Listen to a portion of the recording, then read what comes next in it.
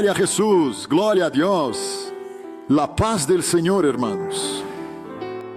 Él es poderoso, Él nos enseña y nosotros estamos aprendiendo. En la escuela bíblica pasada, hablamos de las 4 señales que el Señor Jesús operó. Hoy veremos la 5ª y 6ª operación gloriosa del Señor Jesús. Aprenderemos más del Señor aplicándolo a nosotros y a la iglesia de hoy, lo que Él tiene como enseñanza. Entonces leemos el Evangelio de Juan. Ahí vemos las señales y operaciones del Señor y la 5ª y 6ª, como dijimos. Juan 6, del 16 al 21. Milagro que Juan relata. Allí veremos al Señor Jesús caminando sobre las aguas de manera gloriosa. La palabra del Señor nos dice: al anochecer, descendieron sus discípulos al mar. Y entrando en una barca, iban cruzando el mar hacia Capernaum. Estaba ya oscuro, y Jesús no había venido a ellos. Y se levantaba el mar con un gran viento que soplaba. Cuando habían remado como 25 o 30 estadios, vieron a Jesús que andaba sobre el mar y se acercaba a la barca, y tuvieron miedo. Mas Él les dijo: yo soy, no temáis. Ellos entonces con gusto le recibieron en la barca, la cual llegó enseguida a la tierra a donde iban. En la palabra del Señor nosotros podemos ver ahí el mar embravecido. Y sabemos bien que el mar simboliza el mundo que nos rodea.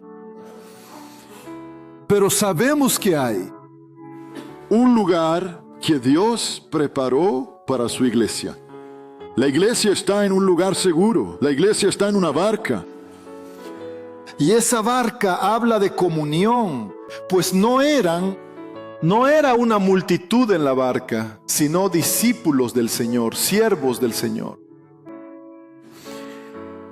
Aún así, a pesar de la comunión, la tempestad azotaba a los siervos. Y la tempestad nos habla de luchas. De las luchas que vivimos, que vive la iglesia. Nosotros individualmente, cada uno de nosotros, pero la iglesia, si miramos a lo largo de la historia, cuántos momentos difíciles vivió. Cuántas veces humanamente parecía que no había salida, que no había escape para la iglesia. ¿Cómo sobrevivir? Pero el Señor nunca abandonó a su iglesia. La tempestad habla del príncipe de este mundo que se opone a la iglesia. Que tantas veces vemos as luchas que trae las aflicciones que vivimos. Sabemos que esto es propio del pueblo de Dios. Como Jesús dijo: en el mundo tendréis aflicciones. De un mundo bajo el maligno, Jesús, al orar, no pidió sacarnos del mundo, sino librar a la iglesia del mal. Cuando estamos en la barca, sentimos esa seguridad a pesar de la tempestad, a pesar de los vientos contrarios, los vientos de doctrina que hacen que las olas se agiganten. Pero allí estamos en comunión unos con otros, con esperanza. Y nuestra esperanza es saber que el Señor no es ajeno a nuestras luchas. A veces parece que está lejos de nosotros. A veces, en algún momento de una gran lucha que la iglesia ha enfrentado o que estemos enfrentando hoy, podría parecer: ¿dónde está el Señor? El Señor no lo está viendo. Al Señor no le importa, pero el texto bíblico dice algo muy interesante. A pesar de los vientos, de las olas que se agigantaban, de los vientos de doctrina, las herejías, todo lo que nos rodea y que nos azota. Y la tormenta está ahí, pero el Señor lo permite. Él permite la tormenta, permite las luchas. Pero prometió una cosa, que las luchas no irían más allá de lo que podamos soportar. El Señor no permite en la vida del siervo de Dios, en la vida de la iglesia. Las luchas no son mayores de las que la iglesia le son en la verdad. Él oye nuestro clamor. Él está viendo su aflicción y sus lágrimas. Él no es ajeno a lo que vive la iglesia, a lo que usted está pasando. Él está listo para oír tu clamor. Como nos promete la palabra, clama a mí y yo te responderé y te enseñaré cosas grandes y ocultas que tú no conoces. Jeremías 33, versículo 3. El Señor permitió allí los vientos, las olas. Parecía que todo estaba perdido, pero la palabra también revela algo maravilloso. El Señor está viniendo. El Señor iba en dirección a ellos, no en su tiempo, no en el momento de miedo, de inseguridad. Pero no estaban abandonados. El Señor no iba a permitir que esa barca se hundiera. La barca no se hundiría. El Señor iba hacia el momento oportuno y siempre lo hizo con su iglesia. Siempre lo hizo con sus siervos. Y la palabra de Dios es esta. Él permite la lucha, Él permite la aflicción, pero Él está siempre con nosotros. Recordemos lo que dice la palabra de Dios. El Espíritu Santo, Él intercede por nosotros con gemidos inexpresables. Siempre está intercediendo, nunca te abandona. Es el amor del Señor por nosotros. En ciertos momentos de aflicciones, cuando nuestra fe a veces vacila por ser tan poca, como le sucedió a los propios siervos del Señor en el pasado, pero el Señor viene a fortalecer nuestra fe. Él viene a sustentarnos en los momentos más difíciles de la iglesia. El Señor renovó las fuerzas. Él es nuestra fuerza y refugio. El Señor Jesús también prometió: estoy con vosotros todos los días hasta el fin del mundo. Es el Señor Jesús quien iba al encuentro de ellos. Él no estaba allí, pero iba a llegar en el momento apropiado. Es la presencia del Señor. A veces parece que está distante de los momentos de las grandes luchas, pero Él llega en el tiempo justo. Y en el momento más difícil, cuando crees que el desánimo y la desesperanza te han superado, es Él quien viene a decir que está con nosotros. Descubrimos que Él siempre nos cuidó y opera en su tiempo. La tormenta es necesaria. Jesús dijo: en el mundo tendréis aflicción. Pero confiad, tened buen ánimo, yo he vencido al mundo. Al contrario de lo que muchas veces se predica por ahí, como si al convertirte las luchas se acabaran, como si ya no tuvieras aflicciones, eso. Cuando vemos la historia de los apóstoles, la historia de la iglesia, es la de un pueblo victorioso. Pero de un pueblo que enfrentó grandes luchas, batallas. Un pueblo de lágrimas muchas veces, pero que sabe una cosa: somos más que vencedores en Cristo Jesús. Esa enseñanza a veces de un falso evangelio hace al creyente un creyente débil, porque cuando llega la lucha no está preparado. La iglesia del Señor sí, pues confía en Él. Ella sabe que las luchas llegarán, pero confía en Él, quien es poderoso para darnos la victoria. Está escrito que Jesús aún no había llegado a ellos. No había llegado, pero estaba en camino. Y el Señor es así. Él no llegará en nuestro tiempo, ni en el que muchas veces deseamos, pero Él es fiel, siempre fiel. Lo que nos indica, cuando dice la palabra del Señor, que Jesús no había llegado junto a ellos, es que Él estaba llegando, estaba por llegar. Mientras Él no se manifestaba, los discípulos estaban en apuros. Pero qué glorioso cuando Él dice para ellos en ese momento de crisis, donde estaban con miedo, qué especial es para nosotros cuando permanecemos en la barca. No abandonamos el barco. No es saltar al mar, permanecer en la barca. Pero es oír la voz del Señor diciendo, no temas, soy yo. Qué cosa tan gloriosa. Podrías estar en tu peor momento. Recordamos a Pablo en medio de la tormenta, ¿no? Esta noche ha estado conmigo el ángel del Dios de quien soy y a quien sirvo. Qué glorioso en medio de la tormenta, cuando nosotros en nuestra humanidad, con miedo, la iglesia en momentos difíciles, el Señor llega para decir, soy yo. Y observemos algo de este pasaje bíblico. El Señor no dice, oyeron su voz, los calmó, soy yo, no teman. La voz del Señor basta. La voz del Señor calma nuestro corazón. Y en este pasaje bíblico el Señor no dice que calmó la tormenta, no dice eso. Pero dice, llegó enseguida a la tierra a donde iban. Llegó enseguida. El milagro fue que estaban lejos, pero la barca llegó enseguida. ¡Qué glorioso! Hermanos, nuestra vida aquí es breve.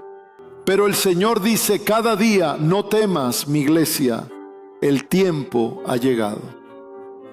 Pronto estaremos en un lugar seguro, eternamente con el Señor, sin más lágrimas, luchas ni dolor, porque muy pronto, Maranata, estaremos con nuestro Señor.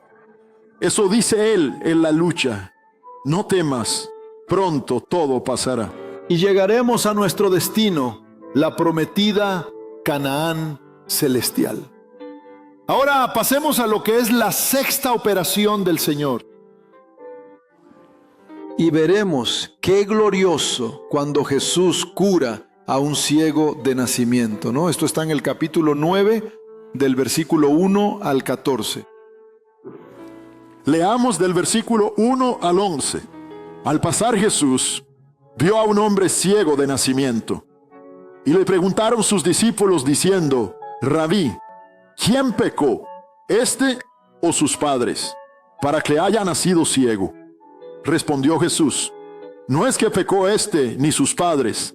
Me es necesario hacer las obras del que me envió mientras dure el día. La noche viene cuando nadie puede trabajar. Versículo 5. Mientras estoy en el mundo, soy luz. Habiendo dicho esto, escupió en la tierra e hizo lodo con la saliva, y untó con el lodo los ojos del ciego. Y le dijo, ve a lavarte en el estanque de Siloé, que traducido es enviado. Fue entonces y se lavó y regresó viendo. Entonces los vecinos y los que antes le habían visto que era ciego, decían, ¿no es este el que se sentaba y mendigaba? Unos decían, él es, y otros, a él se parece. Él decía, yo soy. Y le dijeron, ¿cómo te fueron abiertos los ojos? Respondió él y dijo, aquel hombre que se llama Jesús hizo lodo, me untó los ojos y me dijo, ve al Siloé y lávate. Y fui y me lavé y recibí la vista. Versículo 24. Entonces volvieron a llamar al hombre que había sido ciego y le dijeron, da gloria a Dios. Nosotros sabemos que ese hombre es pecador. Entonces él respondió y dijo, si es pecador, no una lo sé. cosa sé, que habiendo yo sido ciego, ahora veo. Le volvieron a decir, ¿qué te hizo? ¿Cómo te abrió los ojos? Él les respondió, ya os lo he dicho, y no habéis querido oír. ¿Por qué lo queréis oír otra vez? ¿Queréis también vosotros haceros sus discípulos?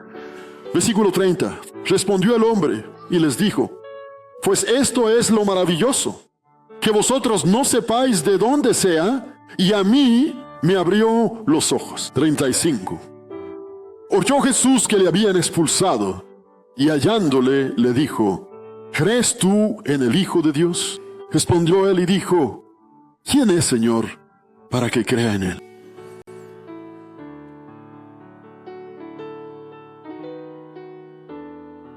Jesús oyó que lo expulsaron y al hallarlo dijo: ¿crees en el Hijo de Dios? Él replicó: ¿quién es, Señor, para que yo crea en él? Repito. Y Jesús le dijo: pues ya lo has visto y es el que habla contigo. Y él dijo: sí, creo, Señor, y lo adoró con reverencia. Gloria a Jesús. Hermanos, el ciego de nacimiento, él representa al hombre religioso o al hombre que no conoce al Señor, que aún no ha tenido un encuentro con él.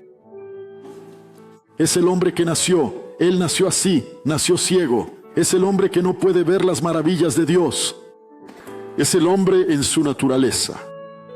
Y muchas veces es el hombre religioso, porque aquel era un ciego de nacimiento, pero estaba rodeado de hombres religiosos, los fariseos, a quienes Jesús muchas veces llamó ciegos.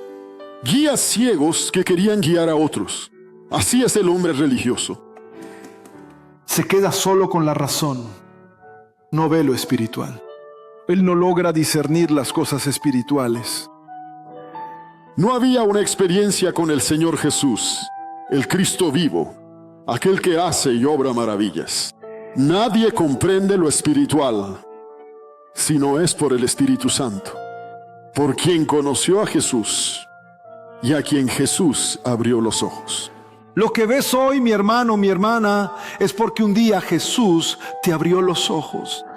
Un día Él que habló y te dio la fe, y la fe viene por el oír, al escuchar la voz del Señor.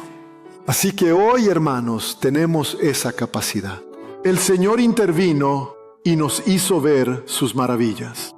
Nosotros que un día estábamos con los ojos cerrados, el Señor nos los abrió. Lo que la palabra nos dice: cosas que ojo no vio, ni oído yo, ni han subido en corazón de hombre, son las que Dios ha preparado para los que le aman. Jesús dijo: entre tanto que estoy en el mundo, yo soy la luz. Quien no la conoce está en mundo, mientras estoy en el mundo. Y en la oscuridad el hombre es ciego, porque nadie puede ver nada si la luz no brilla en su vida, en su camino. Del mismo modo que un día la luz brilló en el nuestro.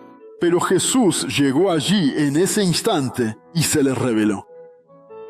No fue el hombre quien dijo, ni el que buscó a Jesús, sino fue entonces cuando vio a aquel hombre la ceguera, como Jesús hizo con nosotros un día. Un día nos vio en nuestra ceguera, se acercó, nos habló y así nos abrió los ojos. Un día Él se reveló de manera maravillosa, y nosotros, el día en que Él abrió nuestros ojos, recordando el pasaje de Job, De oídas te había oído, mas ahora mis ojos te ven. Job era temeroso de Dios, pero todavía no tenía esa experiencia. conocía la historia como un religioso, pero veía lo profético, las maravillas de Dios, al Señor hablándole: Job, ahora te preguntaré y tú me responderás. Y Job confesaría: Señor, de oídas te había oído, pero ahora no, ahora es experiencia. Es lo que vivimos en la obra. No somos de una religión, sino de un pueblo que tuvo una experiencia con el Señor. Tuvimos un encuentro con Jesús y el Señor Jesús permite las pruebas. ¿Pero por qué? ¿Pecó él? ¿Pecó su padre? ¿Por qué pasó esto? También nuestra vida es así. Esto es para que la gloria de Dios se manifieste en el hombre. Y es ese amor de Dios el que transforma la vida del pecador. Y ese testimonio asombra a muchos. ¿Qué te pasó? ¿Qué transformación fue esa? Era ciego, pero ahora veo. El Señor obró, cambió y transformó mi vida. Y Jesús fue quien lo hizo. Fue Jesús quien nos encontró y obró esta maravilla. Pero ¿cómo ocurrió esta maravilla? Jesús escupió en el barro, hizo lodo, lo puso sobre los ojos del ciego y desapareció. Dios ordenó. Esto es porque Él es el Señor. No se lo pidió, sino que ordenó al ciego que fuera a lavarse en el estanque del enviado, el estanque de Siloé. La saliva nos apunta a la palabra del Señor. Lo que sale de boca de Dios, toda palabra de Dios es poder divino. Palabra que da vida, que transforma. La saliva representa esa palabra que sale de la boca de Dios, y el barro representa al hombre. Es el hombre quien a menudo es usado. Es alguien que oró por ti y Dios obró en su vida. Es un mensaje donde Dios usó a alguien para hablar a tu corazón. Y tal vez usted hubo alcanzado salvación por este mensaje. Alguien que Dios usó para que te sea entregado un don espiritual. Y eso te trajo salvación. Pero la orden del Señor, realmente una orden, es quita el barro, quita al hombre. Nosotros no tenemos ídolos, ¿verdad? No tenemos al hombre extraordinario. Son instrumentos en la mano de Dios, que Dios usa, sí. El barro es el vehículo. Es aquello que Dios está usando. Pero luego, quita el barro, da la gloria a Dios. Ve al estanque de Siloé y quita eso de tu mente. No es el hombre, es el Señor. Es la palabra de Dios. Es el poder de Dios. Tenemos comunión unos con otros. Tenemos gratitud en nuestro corazón. Pero no le debemos nada a ningún hombre. Solamente debemos uno al otro el amor, como dice la palabra. Pero la gratitud es para aquel que transformó nuestra vida. Él es quien opera. El hombre es solamente el vehículo, y eso debe ser quitado. Es la orden del Señor. Ve al estanque y quítalo. Y la saliva representa la palabra de Dios, que procede de la boca de Dios. Y esa palabra es eficaz. Ella nos trae vida. Y el barro habla del hombre, ese instrumento que Dios usa, pero que debe ser quitado. Debemos distinguir esto claramente en nuestra vida. Aquello que Dios está haciendo. Y mirar al siervo del Señor sabiendo que son siervos, pero que la bendición está. Quedará la saliva. No dijo, lava la saliva. Dijo, barro, la palabra del Señor, lo que Dios hizo, Él manda.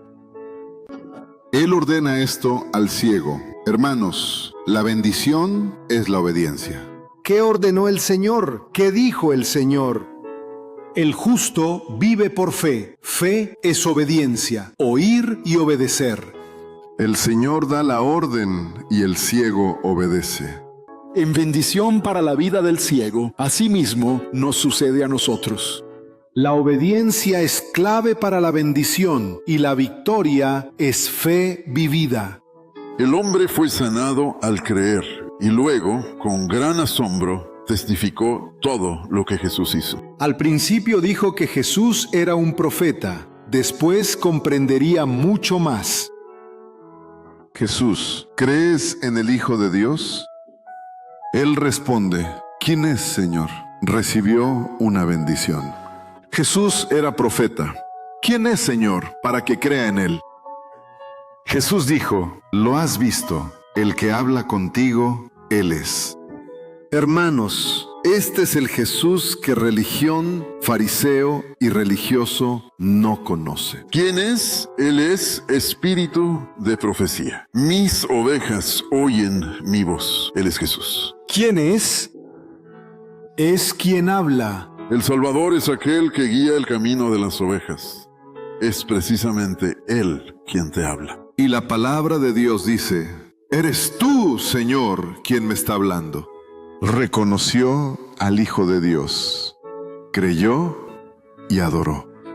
Hermanos, la adoración es obediencia. El que oye y sabe que el Señor habla y guía a su iglesia, a su pueblo, hacia la eternidad. Amén. Saludo a todos los hermanos con la paz del Señor Jesús. Vamos a leer ahora acerca de él. Séptimo milagro, la séptima señal hecha por el Señor según el Evangelio de Juan, la resurrección de Lázaro. Leamos ahora y yo leeré para todos ustedes del Evangelio de Juan, capítulo 11, los versículos 3 al 6. Enviaron pues las hermanas de Lázaro, para decir a Jesús: Señor, he aquí el que amas está enfermo. Oyéndolo Jesús dijo: esta enfermedad no es para muerte, sino para la gloria de Dios, para que el Hijo de Dios sea glorificado por ella. Y Jesús amaba a Marta, a su hermana, y también a Lázaro. Cuando oyó pues que estaba enfermo, permaneció aún 2 días en el lugar donde se encontraba. Así habló, pasando ahora al versículo 11. Dicho esto, les dijo después: nuestro amigo Lázaro duerme, mas voy para despertarle. Dijeron entonces sus discípulos: Señor, si duerme, sanará. Mas Jesús decía esto de su muerte.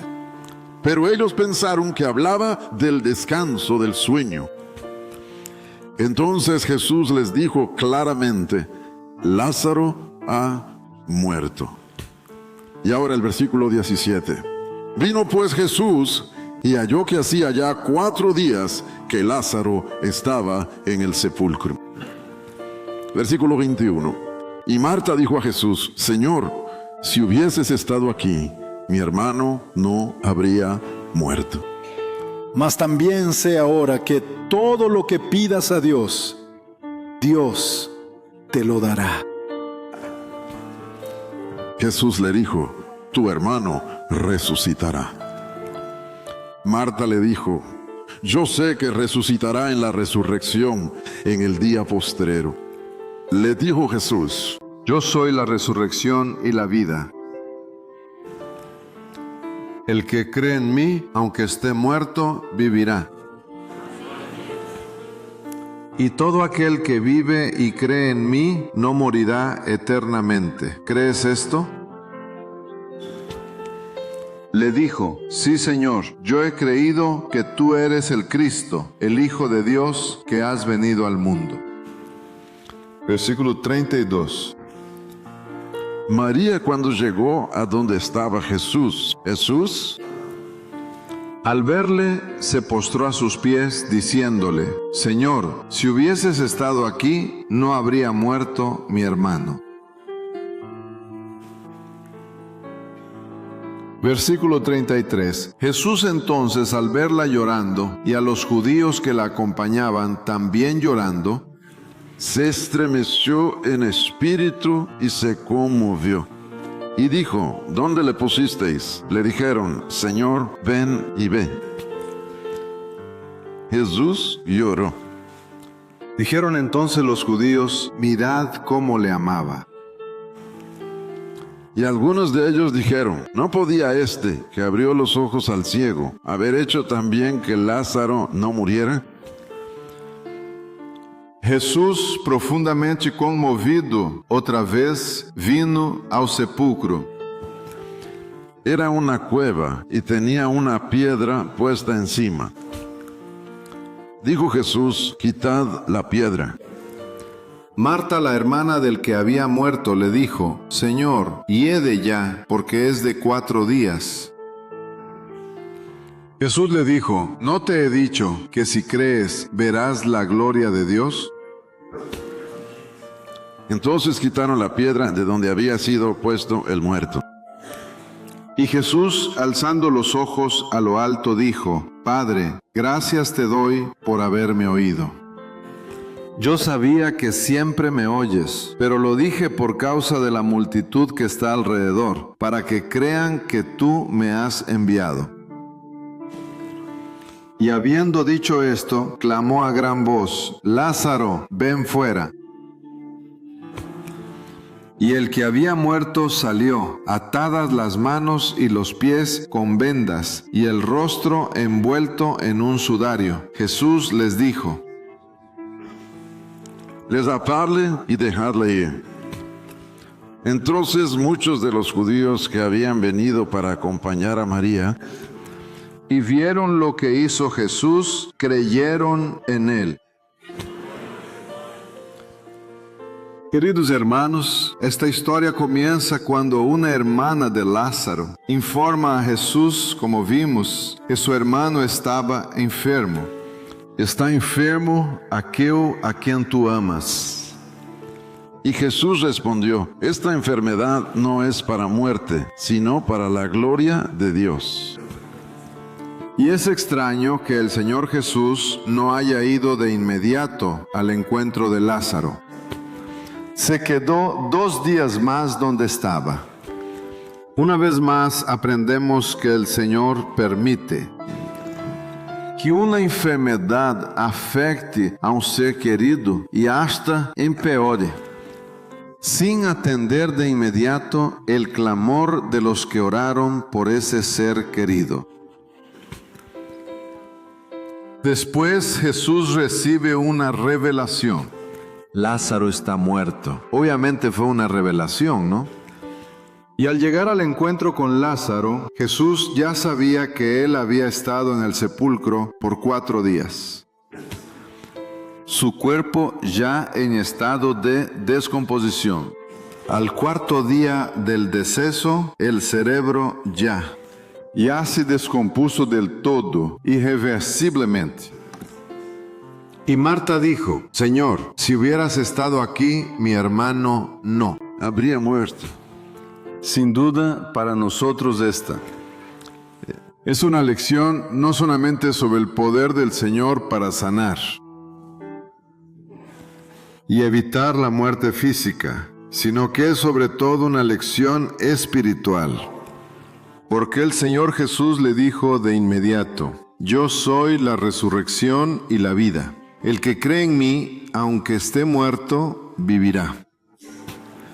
Y es evidente, hermanos, que el milagro que el Señor Jesús haría era para enseñarnos a nosotros hoy que creemos que también resucitaremos.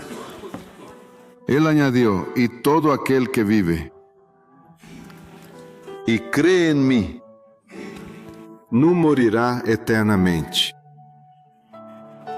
Más adelante, al ver a María y a los demás llorando, Jesús se conmovió profundamente. Lo vimos, lloró. Y esta reacción suya claramente nos muestra la sensibilidad del Señor ante nuestro sufrimiento, su compasión. Él sufre con nosotros, sí, sufre sobre todo por el sufrimiento de sus amigos. Y somos sus amigos. Ya no los llamo siervos, sino amigos, dijo el Señor Jesús. Somos amigos. Creemos que Él es el Cristo, el Hijo de Dios, según la palabra. Lázaro ya estaba muerto, repetimos, 4 días, ya no había esperanza humana para la solución del problema, la muerte. Pero lo imposible para el hombre, lo que es imposible para nosotros, sigue siendo posible para Dios. Todo es posible para quien cree. Jesús afirmó entonces: si crees, verás la gloria de Dios. Alabado sea el Señor. Jesús entonces ora al Padre, se sobreentiende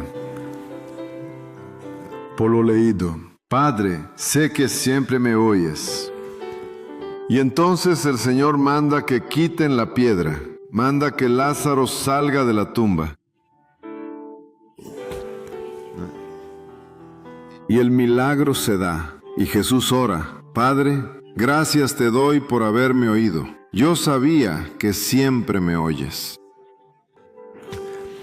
Vemos el poder de la intercesión de Jesús. No necesitamos intercesores. En realidad, no existen tampoco otros intercesores que tengan el poder de sensibilizar al Padre, de ser atendidos por el Padre. Ninguno de ellos tiene estos atributos: omnipresencia y la omnisciencia. El intercesor tiene esos atributos, sabemos. Sin embargo, el poder de intercesión, la intercesión del Señor Jesús ante el Padre, es completo, es total. y lo más importante, es infalible. Es por esta razón que oramos en el nombre del Señor Jesús. Y vamos al Padre con esta autoridad que el Señor Jesús nos dio. Y sabemos que contamos con alguien a la diestra del Padre que intercede continuamente por nosotros, el Señor Jesús. La piedra fue quitada, repetimos con firmeza, y el Señor Jesús proclamó: Lázaro, ven fuera. Ni la muerte, amados, resiste la voz del Hijo de Dios. Ni siquiera la muerte tiene el poder de evitar que la voluntad del Señor Jesús se cumpla. Mis hermanos, Lázaro, profética, de forma profética, em el sentido espiritual, representa, como já habrán notado, al hombre muerto en sus pecados y delitos. Solamente el Señor Jesús puede generar vida donde existe muerte espiritual. Sus palabras son espíritu. Son vida, alabado sea el Señor Jesús. Aquel que atiende al llamado del Señor experimenta una transformación completa. El viejo hombre ya pasó. El hombre que se encuentra en descomposición espiritual, que es el efecto del pecado que va destruyendo todos los valores, todo lo que hay de precioso en el hombre, la imagen de Dios en él. En el hombre comienza a no ser más percibida, ¿verdad? La bondad y amor de Dios no se ven ya. Él se va descomponiendo espiritualmente. Pero cuando Él atiende la palabra de Dios, todo se transforma, la vida surge, y lo que estaba en un estado de muerte espiritual, de repente cobra vida. Surge el hombre nuevo, el viejo hombre pasa. Y somos, gracias al Señor Jesús, nuevas criaturas. Y el Señor reveló, hermanos, que se enfatice en esta EBD también. Y los hermanos están pasando por pruebas, por aflicciones. Pero el Señor quiere que sepas que Él está contigo. Amén. Gracias a Dios. Cuando Lázaro oye la voz del Señor y sale de la tumba, lo vemos atado. Y el Señor Jesús ordena: desatadle y dejadle ir. Vemos nuestra participación, siervos del Señor, en la obra de Dios. El Señor opera, nos usa, como dijimos, somos barro. Pero tenemos la responsabilidad de ayudar a los que el Señor está salvando, sanando de enfermedades espirituales que los alejan de la presencia de Dios e impiden ver las realidades espirituales y el reino de Dios ya establecido. La asistencia espiritual, hermanos, nos corresponde a todos, a la iglesia, asistir al que sufre y resucita espiritualmente. Y así, amados hermanos, vemos que se cumplió el propósito de Dios al permitir toda aquella prueba en la vida familiar. Como el Señor Jesús dijo: esta enfermedad es para la gloria de Dios, para glorificar a su Hijo.